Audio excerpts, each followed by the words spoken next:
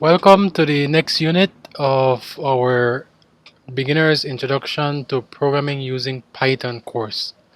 So in this unit, which is titled Iteration-Based Programming, we will learn about the for loop, we will learn about the while loop, we will learn about infinite loops. Of course, we'll put all of these concepts together. And finally, you will have some problems that you will need to solve to test how well you have learned the material. This section, you know by now, I call Test Your Learning. Okay, so let's begin where we learn how to write code that repeats certain tasks. Let's go. Okay, so I will start off with discussing the for loop.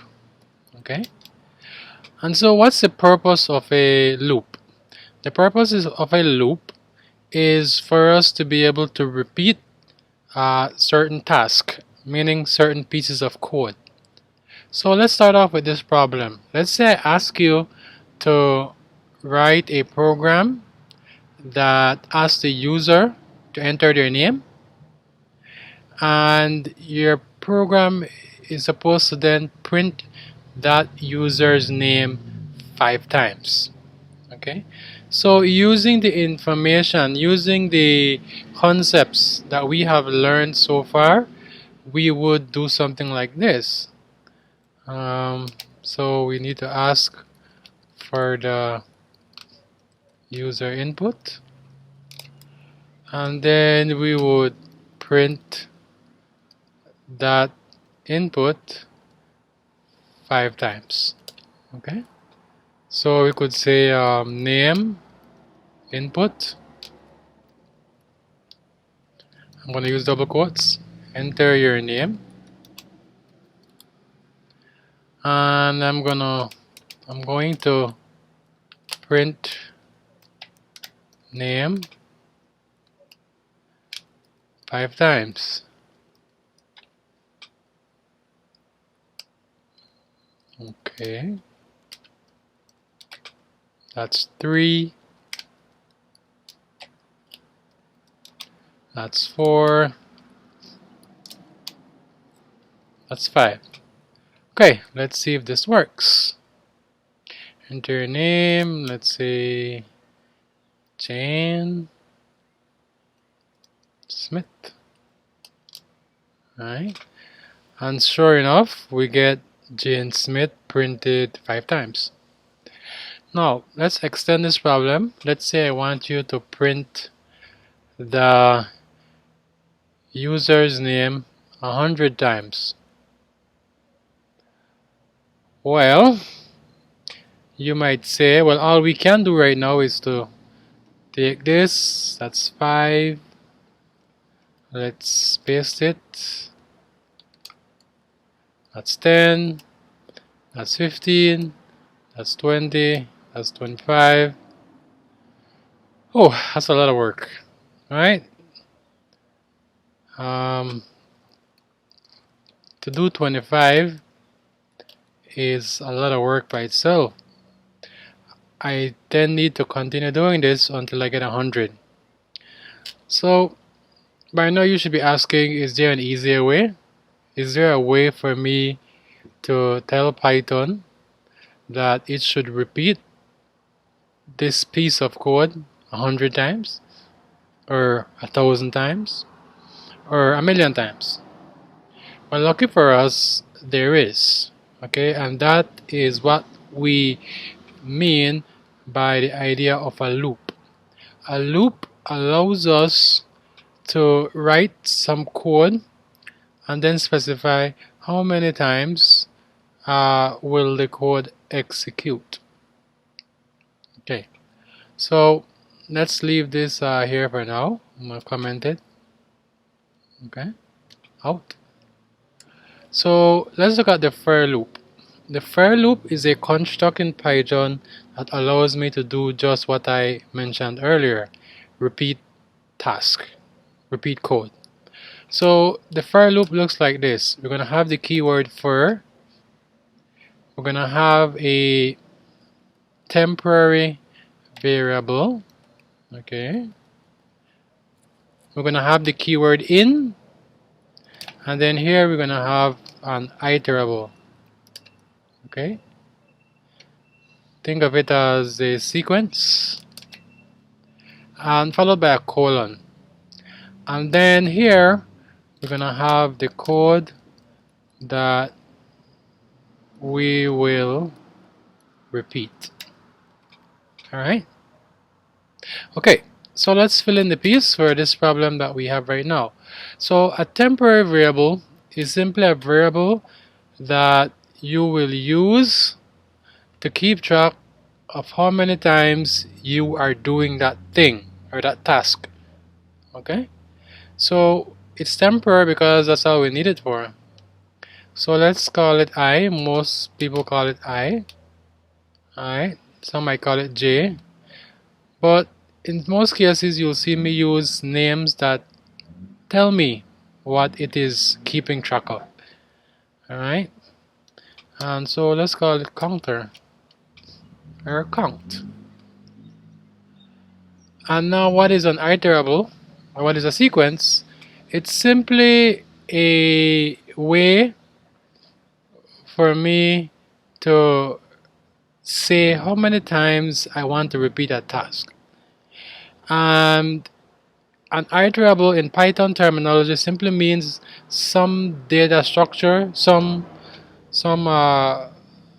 collection of data where we can order it. Okay, we know what's number 1, we know what's number 2, we know what's number 3, and on. So for now, just know that we will use a function called range, and range produces an iterable. Okay, and so what we specify in the range is where do we want to begin, where do we want the range to end.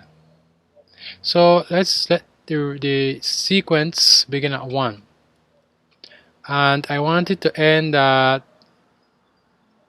5. Okay, but there's one thing about this sequence, about this range. If we want the last number to be 5, we need to add 1 to the last number. So in reality, I must always say 6. Okay, whatever we want the end to be, we must then add 1. Alright, so now the code that I want repeated is name. Okay, so I will say print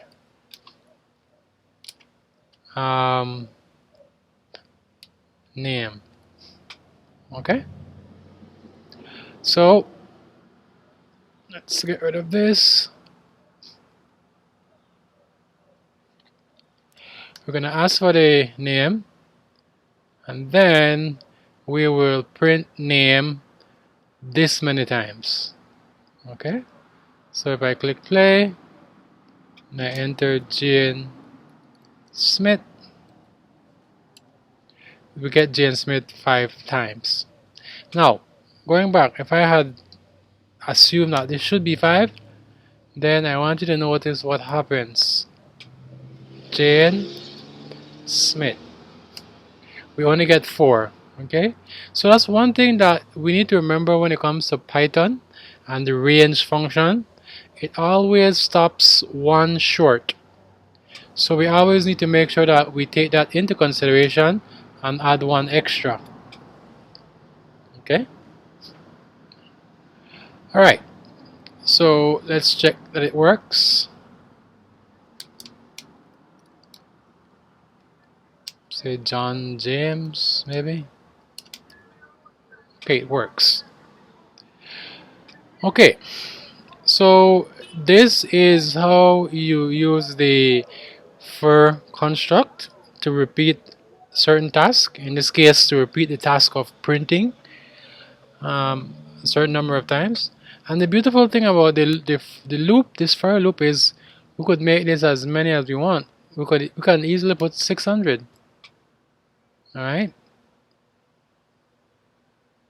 And if I click play and I enter maybe locks,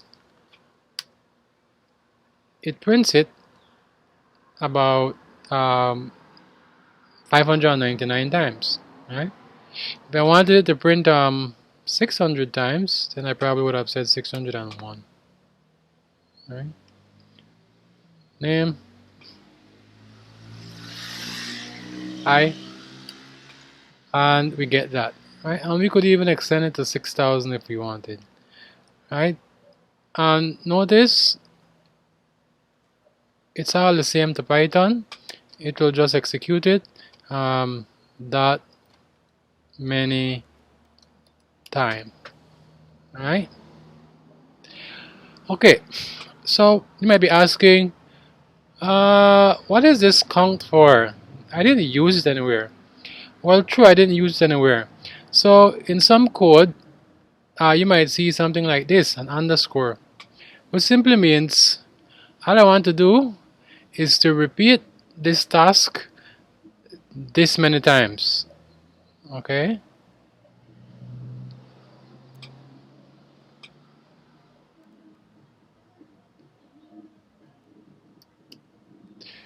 Alright? Now, there comes a time when you might want to use the number that is generated by this range. So if I have the number, right,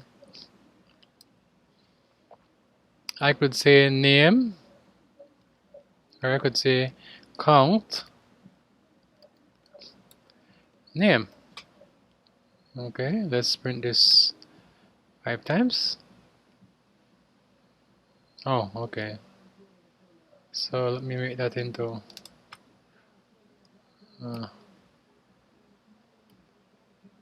make this into a nice formatted string. That format, and we're gonna put count and name. Okay, enter your name, Jan. Alright, so notice we clearly see that Python is using these numbers to keep track of how many times it should repeat or do the task. Alright, so it says range or count, sorry, is initially 1. Alright, so we'll repeat that task once. And then we'll go through, Python will say, oh, okay, this thing is from 1 to 5. It means I have to repeat it again.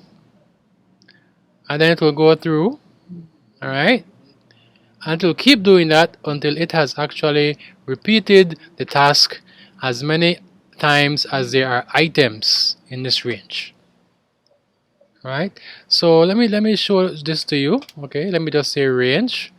Let's put 1 comma 6, and we see something like that. But what actually happens if I send it to the list function, it's actually that. And if I ask for the length of this, right,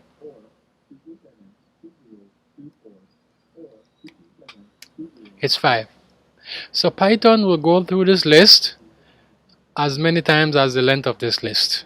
So since the length is 5, Python will repeat this task 5 times. Okay?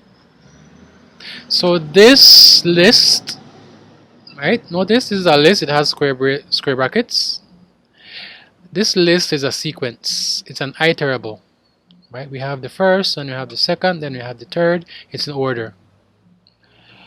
Okay, so this is a for construct, a for loop. Of course, I could have another for loop. Let's do something else. Let's say for number in range start at 0 and at 10, so that's 11. I'm gonna say if number modulus 2 is 0, means it's an even number. Then I want to print something is even. Okay, that format.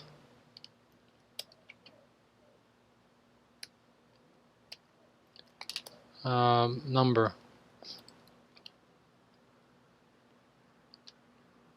Okay, so let's check this one.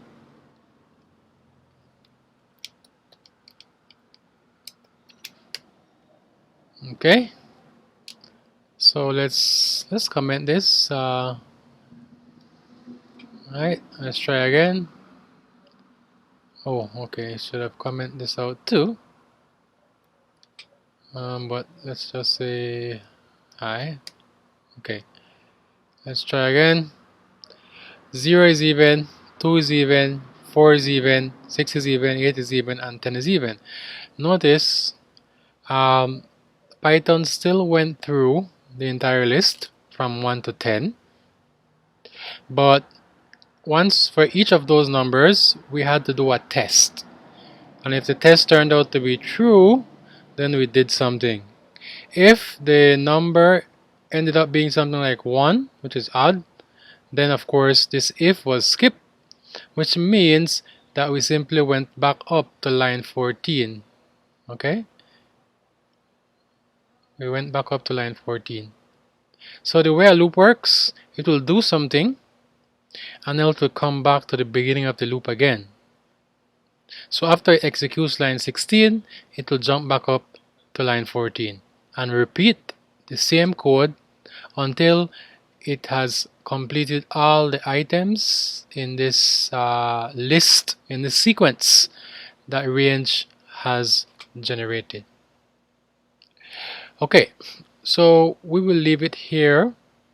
In the next video, we will look at for loops using Python tutor, so that you get a better understanding of how the for loop actually does the repeating. I'll see you then.